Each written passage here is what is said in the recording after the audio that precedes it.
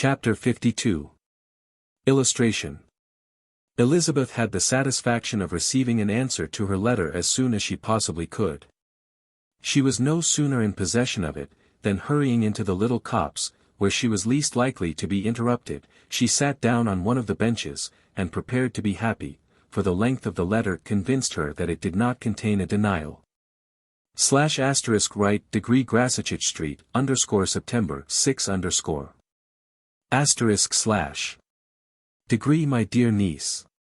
Degree I have just received your letter, and shall devote this whole morning to answering it, as I foresee that a writing will not comprise what I have to tell you. I must confess myself surprised by your application. I did not expect it from you.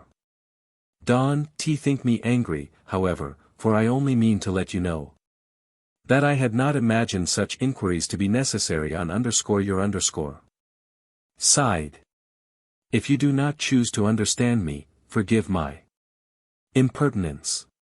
Your uncle is as much surprised as I am, and nothing but the belief of your being a party concerned would have allowed him to act as he has done.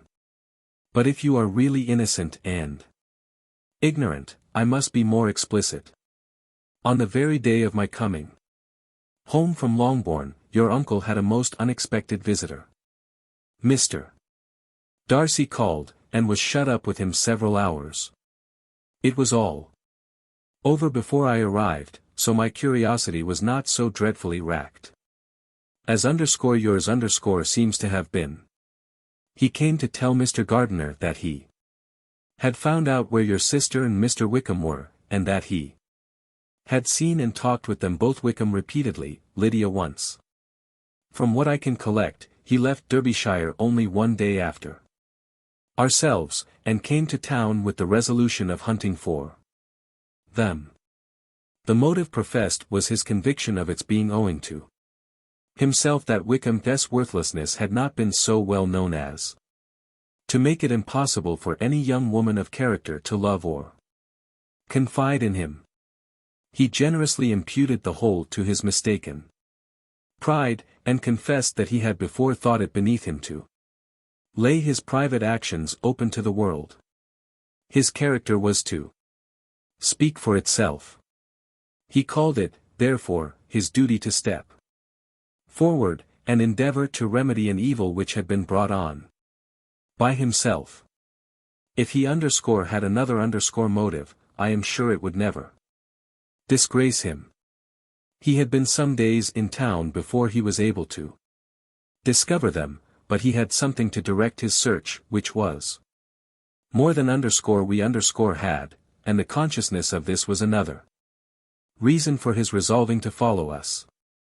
There is a lady, it seems, a Mrs. Young, who was some time ago governess to Miss Darcy, and was dismissed from her charge on some cause of disapprobation, though he did not say what. She then took a large house in Edward Street, and has since maintained herself by letting lodgings. This Mrs. Young was, he knew, intimately acquainted with Wickham, and he went to her for intelligence of him, as soon as he got to town. But it was 2 or 3 days before he could get from her what he wanted. She would not betray her trust, I suppose, without bribery and corruption, for she really did know where her friend was to be found. Wickham, indeed, had gone to her on their first arrival in London, and had she been able to receive them into her house, they would have taken up their abode with her. At length, however, our kind friend procured the wished-for direction. They were in Street. He saw Wickham, and afterwards insisted on seeing Lydia. His first object with her, he acknowledged, had been to persuade her to quit her present disgraceful situation, and return to her friends as soon as they could be prevailed on to receive her, offering his assistance as far as it would go. But he found Lydia absolutely resolved on remaining where she was. She cared for none of her friends, she wanted no help of his, she would not hear of Leaving Wickham.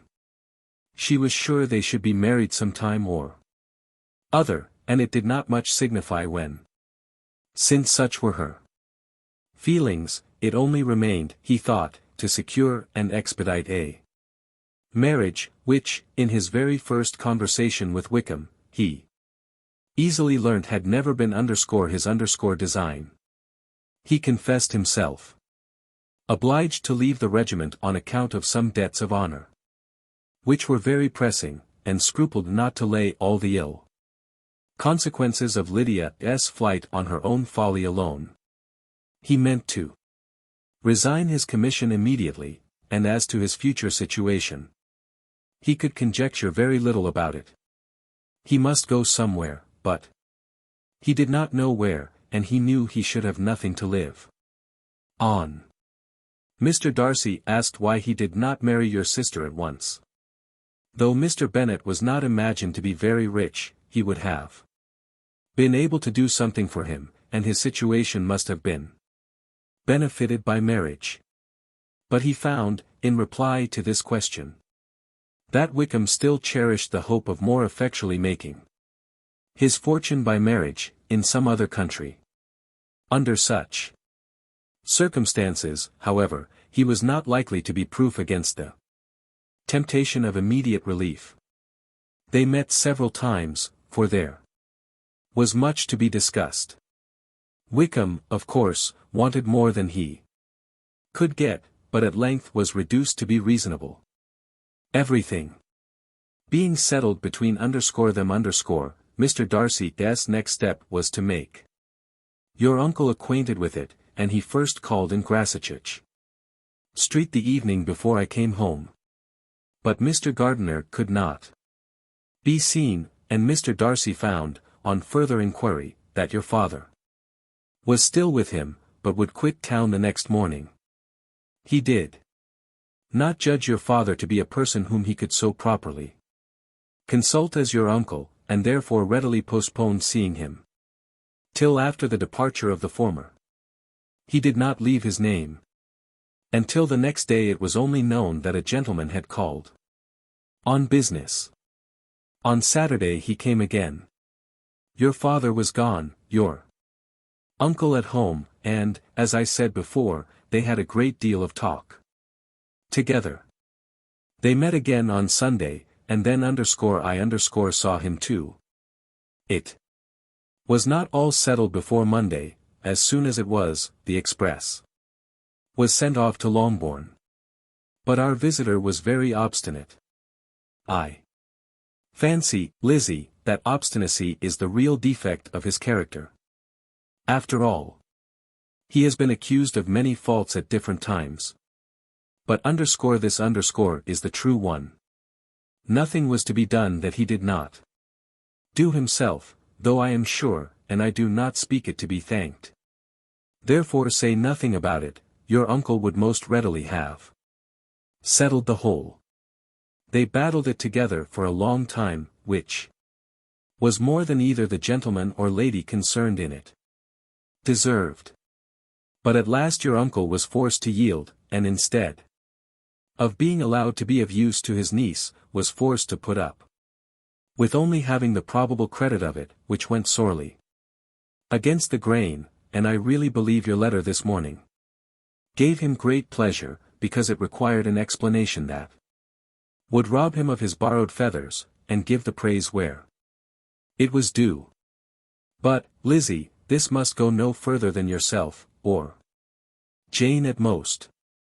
You know pretty well, I suppose, what has been done for the young people.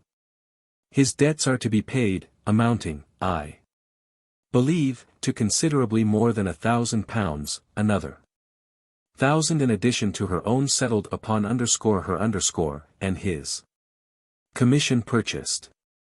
The reason why all this was to be done by him alone, was such as I have given above. It was owing to him, to his reserve and want of proper consideration, that Wickham's character had been so misunderstood, and consequently that he had been received and noticed as he was. Perhaps there was some truth in Underscore this underscore, though I doubt whether underscore his underscore reserve, or underscore anybody guess underscore. Reserve can be answerable for the event. But in spite of all this. Fine talking, my dear Lizzie, you may rest perfectly assured that your uncle would never have yielded, if we had not given him credit for underscore another interest underscore in the affair. When all this was resolved on, he returned again to his friends, who were still staying at Pemberley, but it was agreed that he should be in London once more when the wedding took place, and all money matters were then to receive the last finish. I believe I have now told you everything. It is a relation which you tell me is to give you great surprise. I hope at least it will not afford you any displeasure. Lydia came to us, and Wickham had constant admission to the house. Underscore he underscore was exactly what he had been when I knew him in Hertfordshire, but I would not tell you how little I was satisfied with underscore her underscore behavior while she stayed with us, if I had not perceived, by Jane Guest's letter last Wednesday, that her conduct on coming home was exactly of a piece with it, and therefore what I now tell you can give you no fresh pain. I talked to her repeatedly in the most serious manner, representing to her the wickedness of what she had done, and all the unhappiness she had brought on her family. If she heard me, it was by good luck, for I am sure she did not listen. I was sometimes quite provoked, but then I recollected my dear Elizabeth and Jane, and for their sakes had patience with her. Mr. Darcy was punctual in his return, and, as Lydia informed you, attended the wedding. He dined with us the next day, and was to leave town again on Wednesday or Thursday. Will you be very angry with me, my dear Lizzie, if I take this opportunity of saying, what I was never bold enough to say before, how much I like him? His behavior to us has, in every respect, been as pleasing as when we were in Derbyshire. His understanding and opinions all please me. He wants nothing but a little more liveliness, and underscore that underscore, if he marry underscore prudently underscore, his wife may teach him. I thought him very sly, he hardly ever mentioned your name. But slyness seems the fashion. Pray forgive me, if I have been very presuming, or at least do not punish me so far as to exclude me from P. I shall never be quite happy till I have been all round the park. A low phaeton with a nice little pair of ponies would be the very thing. But I must write no more. The children have been wanting me this half hour. Degree yours, very sincerely. Degree M. Gardiner de plus or minus. The contents of this letter threw Elizabeth into a flutter of spirits, in which it was difficult to determine whether pleasure or pain bore the greatest share. The vague and unsettled suspicions which uncertainty had produced, of what Mr. Darcy might have been doing to forward her sister Guest's match, which she had feared to encourage, as an exertion of goodness too great to be probable, and at the same time dreaded to be just, from the pain of obligation, were proved beyond their greatest extent to be true. He had followed them purposely to town, he had taken on himself all the trouble and mortification attendant on such a research, in which supplication had been necessary to a woman whom he must abominate and despise, and where he was reduced to frequently meet, reason with, persuade, and finally bribe the man whom he always most wished to avoid, and whose very name it was punishment to him to pronounce. He had done all this for a girl whom he could neither regard nor esteem. Her heart did whisper that he had done it for her.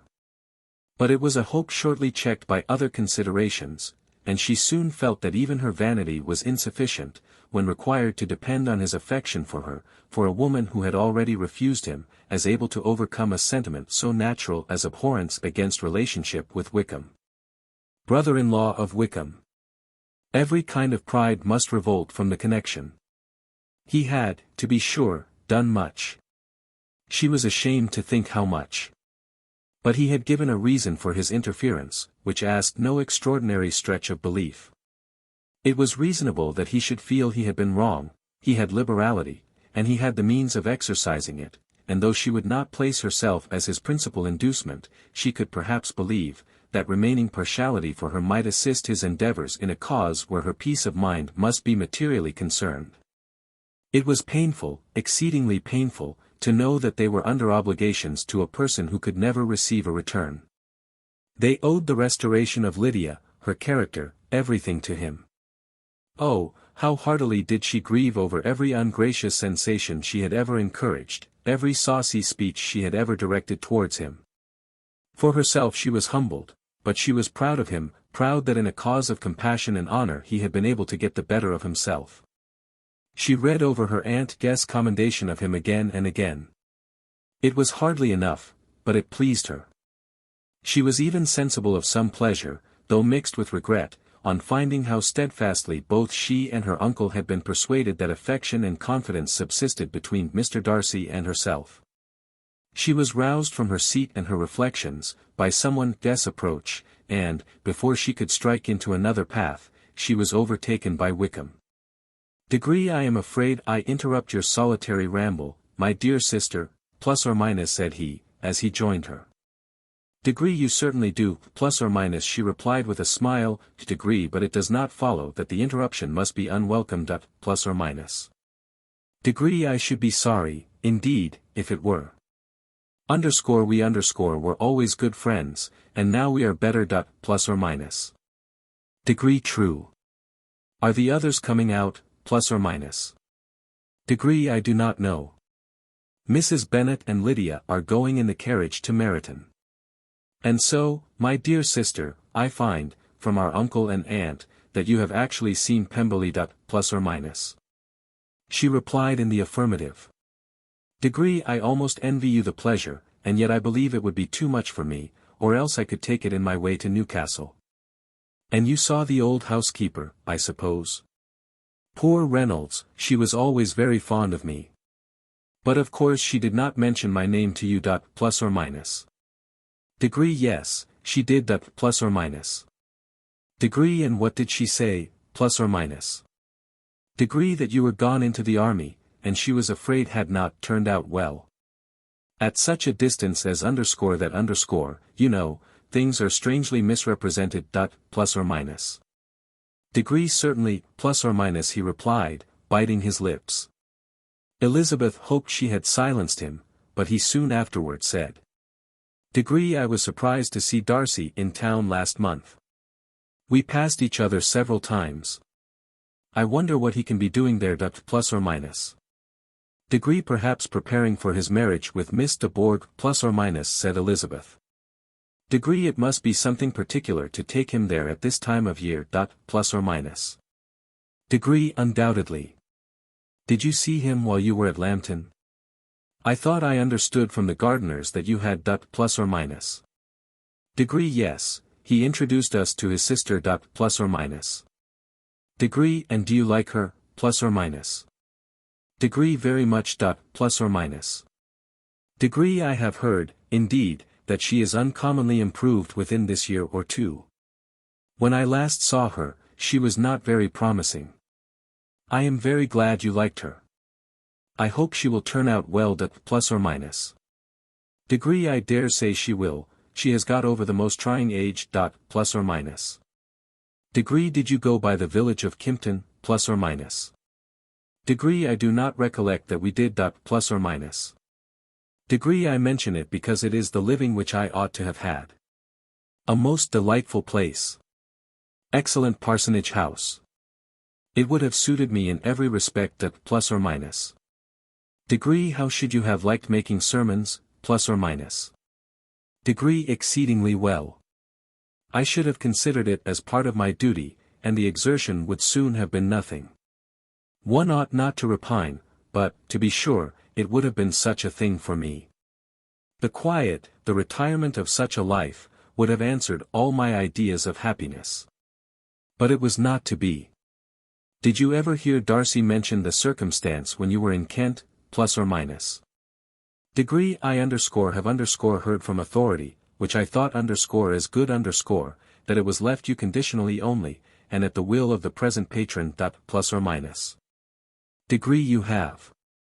Yes, there was something in underscore that underscore, I told you so from the first, you may remember. Plus or minus. Degree I underscore did underscore here, too, that there was a time when sermon making was not so palatable to you as it seems to be at present, that you actually declared your resolution of never taking orders, and that the business had been compromised accordingly. Plus or minus. Degree you did. And it was not wholly without foundation. You may remember what I told you on that point, when first we talked of it. Plus or minus. They were now almost at the door of the house, for she had walked fast to get rid of him, and unwilling, for her sister's sake, to provoke him, she only said in reply, with a good-humored smile. Degree come, Mr. Wickham, we are brother and sister, you know. Do not let us quarrel about the past. In future, I hope we shall be always of one mind. Plus or minus. She held out her hand, he kissed it with affectionate gallantry, though he hardly knew how to look, and they entered the house. Illustration. Degree Mr. Darcy with him. Plus or minus.